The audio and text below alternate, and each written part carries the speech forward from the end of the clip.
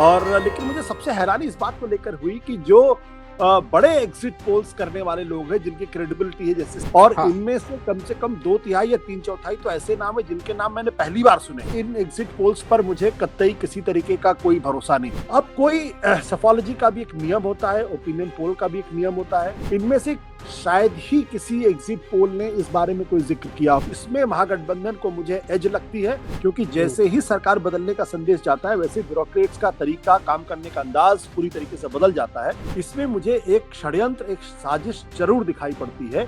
अगर राहुल गांधी को ये लगता है कि वाकई में वोट चोरी हो रही है तो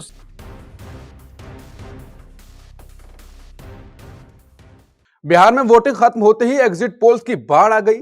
एग्जिट पोल करने वाली एजेंसीज ने एनडीए को 130 से 167 सीटें थमा दी, जबकि महागठबंधन को 70 से 103 तक सिमटा दिया। लेकिन कुछ आउटलायर्स ने तो उल्टा खेल खेला। जैसे जर्नो मिरर ने महागठबंधन को 125 से 135 सीटें दी और डीवी लाइव ने 130 से 144 सीटें दी, यानी महागठबंधन की सरकार बनवा दी।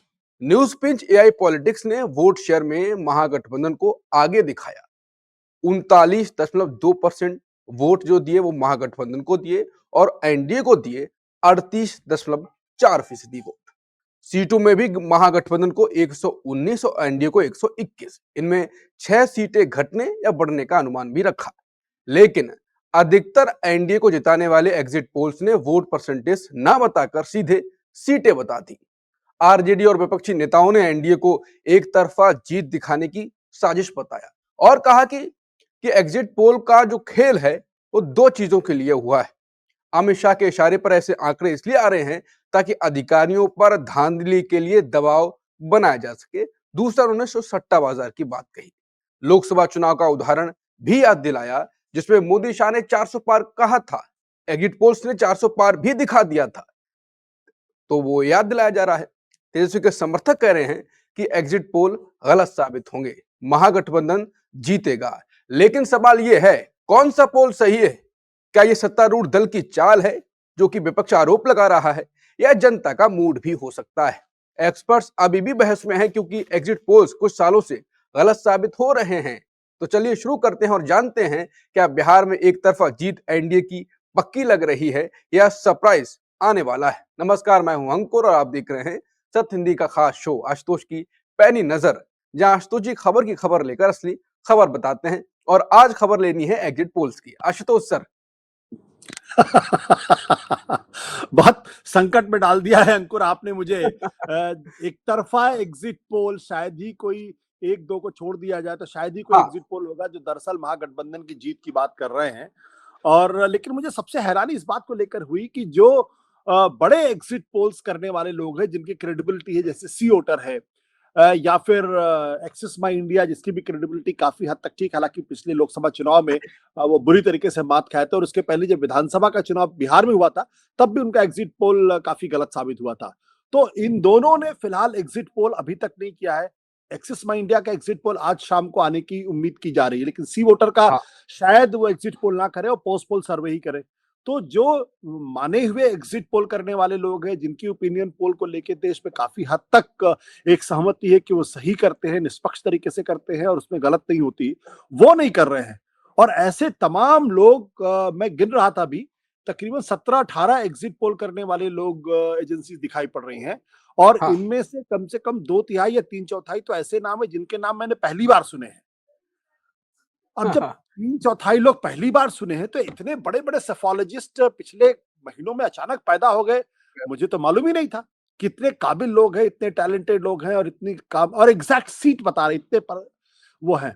तो एक तो ये कि जो इन एग्जिट पोल्स पर मुझे कतई किसी तरीके का कोई भरोसा नहीं। हो सकता है ये नंबर सही हो, लेकिन हाँ। मुझे इन पर किसी तरीके का कोई भरोसा नहीं है, क्योंकि मेरा मानना है कि इस देश के अंदर कुछ 2-4 लोग हैं जिनको सेफोलॉजी आती है और जो कायदे से चुनाव का पूर्वानुमान लगा सकते हैं। इनमें से एक प्रणव राय थे, जिन्होंने इस देश के अंदर सेफोलॉजी की एक तरीके से नींव रखी, और अब उन्होंने भी सेफोलॉजी करना बंद कर दिया है, क्योंकि उनका मानना ये है कि इसमें गलतियां बहुत होती हैं। तो वो भी अब नंबर प्रिडिक्ट करना उन्होंने पूरी तरीके से बंद कर दिया है।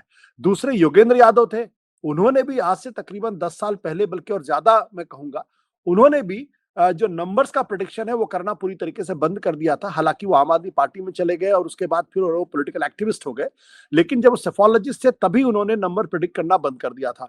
तो जब जो दो जाने हुए इंटरनेशनली रिकॉग्नाइज्ड सेफोलॉजिस्ट हैं वो नंबर प्रेडिक्ट नहीं कर रहे हैं, और सी वोटर जैसा संगठन भी फिलहाल एग्जिट पोल के बारे में जानकारी नहीं दे रहा है, तो ये जो नए नए कुकुरमुत्ते के तरीके से उगाए लोग हैं, ये इतने बड़े बड़े दावे कर रहे हैं और लगभग सबकी दिशा एक है कि इस बार बिहार के अंदर जो है एनडीए की सरकार बन रही है, और कुछ ने तो 200 से ज्यादा सीटें दे दी।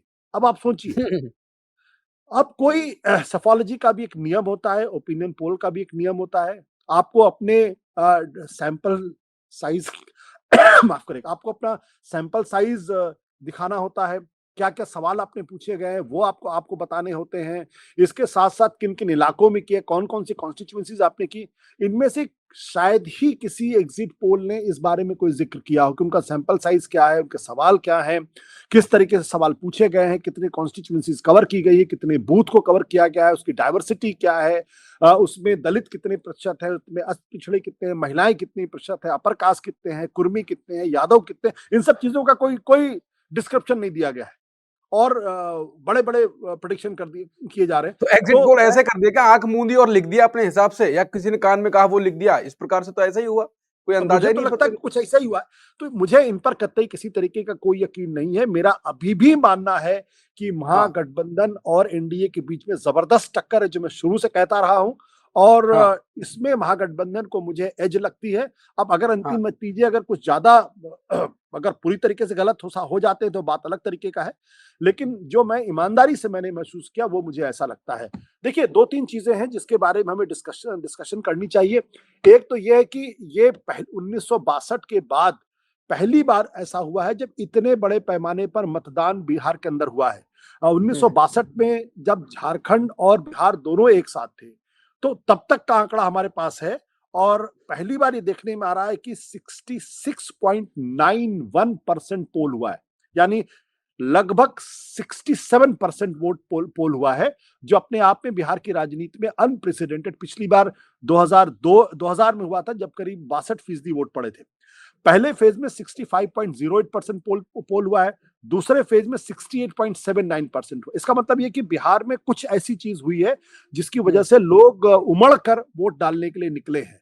अब ये जो उमड़ कर लोग वोट डालने के लिए निकले हैं, ये बहुत कुछ जो है बहुत सारे लोगों के का जो प्रिडिक्शन है, पूर्वानुमान है, एनालिसिस है, विश्लेषण है, उसको पूरी तरीके से वो खारिज कर सकता है, और कोई ऐसी चीज हो रही होगी जिसको शायद कोई राजनीतिक विश्लेषण अभी तक पकड़ नहीं पा रहा हो। जो एक बात हम्म। मजबूती के साथ कही जा रही है वो ये कि महिला वोटर का जो पार्टिसिपेशन है वो पुरुषों की तुलना में बहुत ज्यादा है, और इसको हम्म। बढ़ा चढ़ाकर इस चुनाव में एक एक्स फैक्टर के तौर पर पेश किया गया है कि महिला वोटर इस बार सारे आंकड़ों को पूरी तरीके से खारिज कर देगी, और वो एक नया इतिहास लिखने वाली है। मुझे जो इस बार का भी जो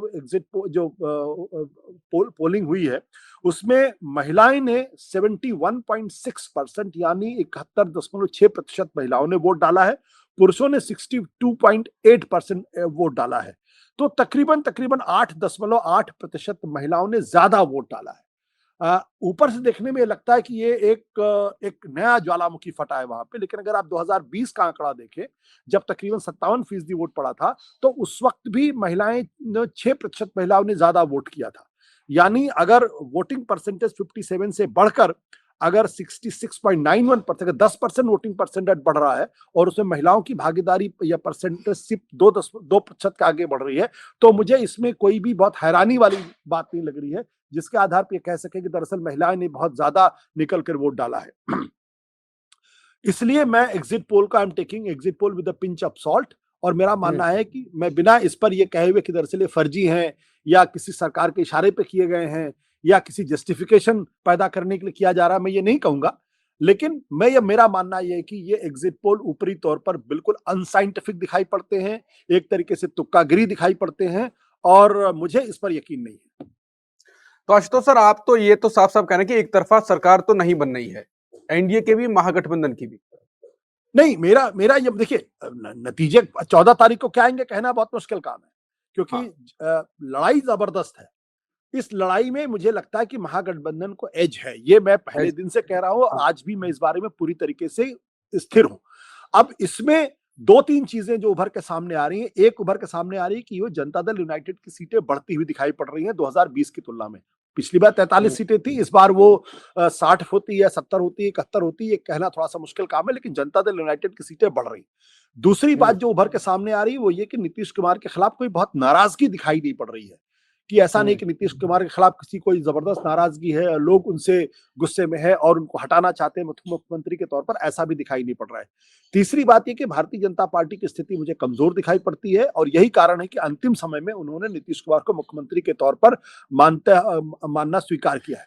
चौथी बात यह है कि जो तेजस्वी यादव का जो कैंपेन है वो फोकस कैंपेन था और वो लगातार बेरोजगारी पे, महंगाई पे, नीतीश कुमार की सरकार की नाकामयाबी पर वो फोकस कर रहे थे और मुझे लगता है कि आरजेडी जो है वो अपनी सीटों को कमोवेश मेंटेन करेगी।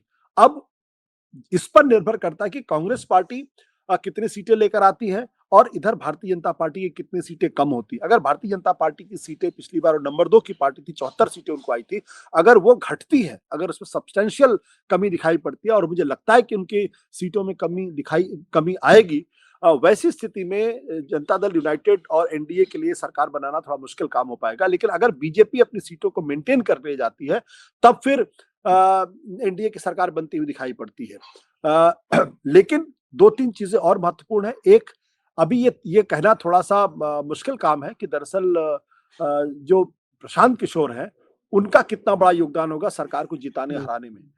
जहाँ तक मुझे लगता है कि उनका कैंपेन आखिरी समय में काफ़ी बैठा हुआ दिखाई पड़ा और उनके बारे में चर्चा बहुत है। लोग उनमें एक उम्मीद की किरण देख रहे हैं। लेकिन क्या वो ऐसी स्थिति में जिसकी वजह से किंग मेकर बन जाए? फिलहाल मुझे दिखाई नहीं पड़ता। वोट कटवा की भूमिका में ज़रूर होंगे।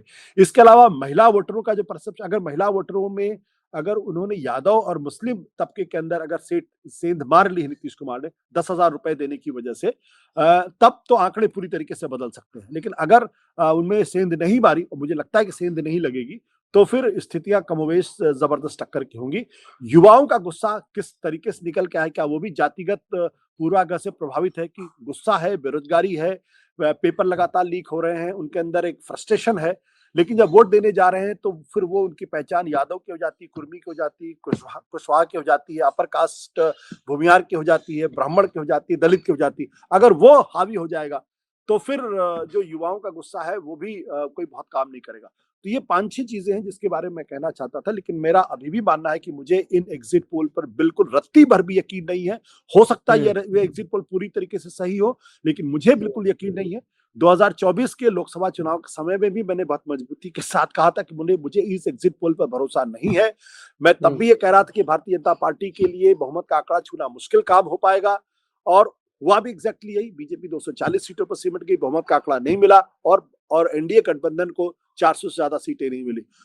उस संदर्भ में अगर हम देखेंगे तो मुझे लगता है कि हमें थोड़ा सा इंतजार करना चाहिए और किसी जल्दबाजी, किसी निष्कर्ष पर नहीं पहुंचना चाहिए। जो विपक्ष कह रहा है, जो आरजेडी कह रही है कि ये अधिकारियों पर दबाव डालने के लिए अमित शाह की चाल है एनडीए एग्जिट पोल, क्या उसमें सच्चाई हो सकती है? देखिए, जब आप ये कहते हैं कि अधिकारियों पर दबाव डालने के लिए किया गया, तो ये इसमें सच्चाई हो सकती है। इसमें सच्चाई हो सकती है क्योंकि अमित शाह, नरेंद्र मोदी की जो स्टाइल ऑफ फंक्शनिंग है, वो ये चाहेंगे कि किसी तरीके से बिहार की ब्यूरोक्रेसी को, सरकार को संदेश ना जाए कि वहां सरकार बदलने वाली है।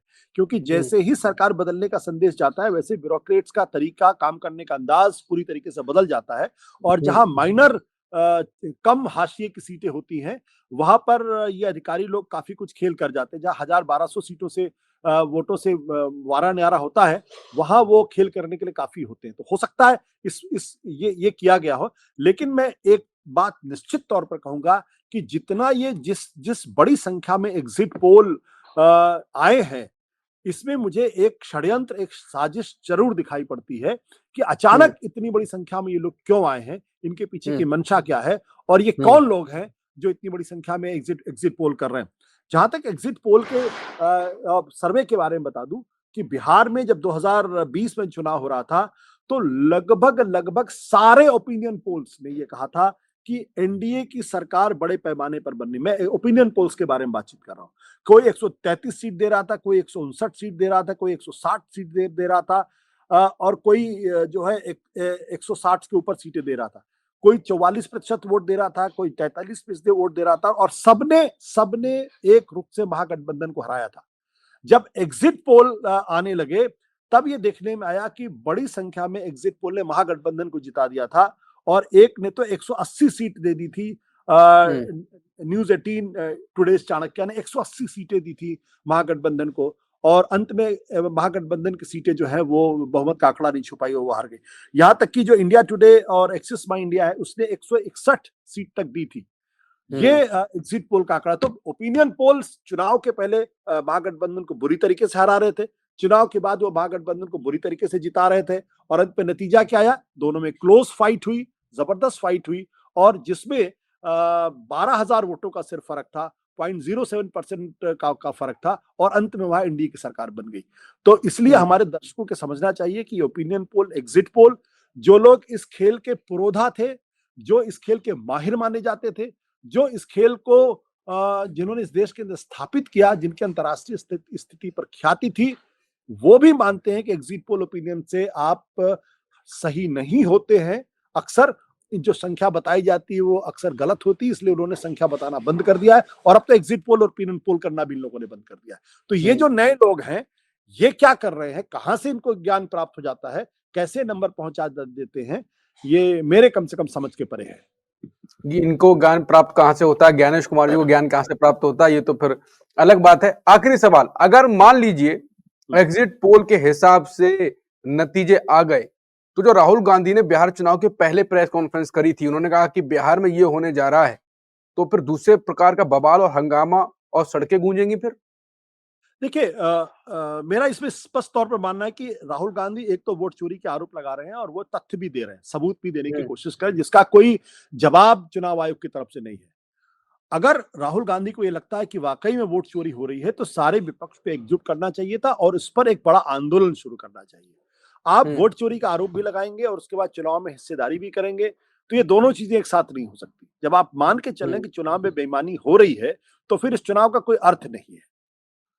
अगर महागठबंधन अगर हार जाता है, और बड़े पैमाने पर हार जाता है, तो ये आशंका और पुष्ट होगी कि दरअसल बेईमानी करके महागठबंधन को हराया गया है। लेकिन क्या इससे कोई सबक महागठबंधन लेगा, ये देखने वाली बात है। फिर भी मैं कहूंगा कि अगर राहुल गांधी या वोट चोरी का आरोप लगा रहे हैं, तो सारे विपक्ष को मिलकर इस पर एक बड़ी लकीर खींचनी पड़ेगी, और सरकार को, चुनाव आयोग को इसकी जांच कराने के लिए बाध्य करना पड़ेगा, और ये कहना पड़ेगा जब तक जांच नहीं होगी तब तक हम चुनाव में हिस्सेदारी नहीं लेंगे। क्या वो ये कहने की स्थिति में है? I will keep my self reserve. तो कुल मिलाकर एग्जिट पोल तो आ गए हैं, लेकिन पिक्चर तो अभी बाकी है, वो खुलेगी 14 नवंबर को।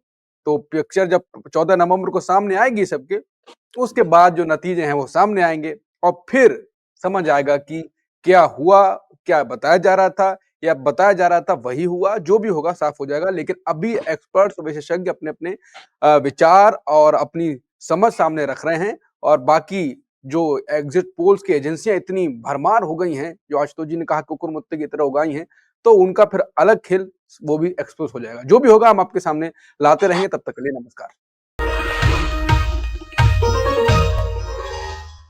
Copyright disclaimer under Section 107 of the Copyright Act 1976. Allowance is made for fair use for purposes such as criticism, comment, news reporting, scholarship, and research. Fair use is a use permitted by copyright statute that might otherwise be infringing.